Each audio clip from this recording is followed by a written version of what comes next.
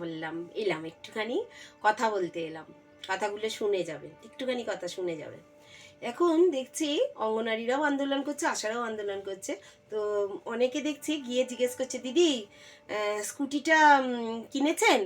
স্কুটিটা করেই কাজে আছেন? আপনি রেগুলার স্কুটি নিয়েই যাওয়া আসা করেন?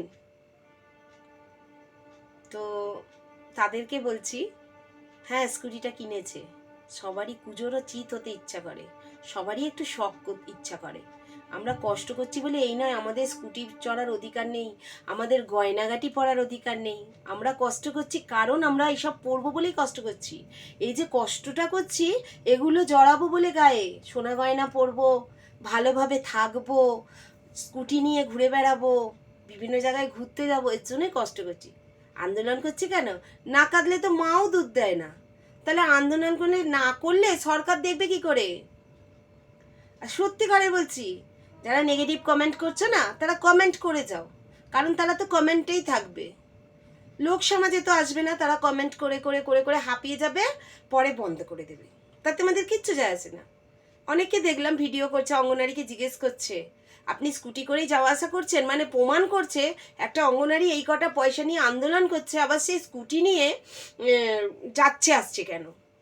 কাজের জায়গায় সে স্কুটি নিয়ে যাচ্ছে আসছে কেন? কারণ আমাদেরও ইচ্ছা করে, আমাদেরও শখ আছে, আমরা খাচ্ছি শখের জন্যই। আজকে দিনরাত সমান করে যখন আমরা রাস্তায় বেরোচ্ছি না, আমাদের শখের জন্যই বেরোচ্ছি, শখটাও পূরণ হচ্ছে, কষ্টটাও পূরণ হচ্ছে। আর আন্দোলনও করছি কারণ আরও একটু ভালো থাকার জন্য। ঠিক আছে? আর যাদের এই শখটা হচ্ছে না, আশারা পাচ্ছে না, ছেড়ে দিক, তাহলে ওই পদে অন্য কেউ আসবে? বলবো প্লিজ এই আশাটা করবেন না, কারণ যারা ঢুকে পড়েছে তারা আর ছাড়বে না। আপনারা বরং অন্য কোনো পোস্ট দেখুন, অন্য তো অনেক সরকারি পোস্ট আছে যেখানে এদিক ওদিক করে ঢুকানো যায়, ওই সব পোস্ট দেখুন। আশারা ছাড়বে না, অনেক কষ্ট করে আশারা রোদ জলে পুড়ে তেতে এখানে এসছে, আশারা ছাড়বে না। যেই বলছেন একটু ভেবে বলুন, ছাড়বে না আশারা। আর আমরা কেন্দ্রের প্রজেক্ট, রাজ্যের নয়, এসব আপনাদের বলতে হবে না, আশারাও জানে, পাবলিকও জানে, কারণ এখন তো ইউটিউব আছে, গুগল আছে, সবাই সার্চ করে জেনে নেবে কার প্রজেক্ট, কে কত দিচ্ছে, কে কত অ্যাকাউন্টে রেখে দিচ্ছে আশাদের পয়সা। না হলে কি আর আন্দোলন করার পর 4 মাসের ইনসেনটিভ ঢোকে?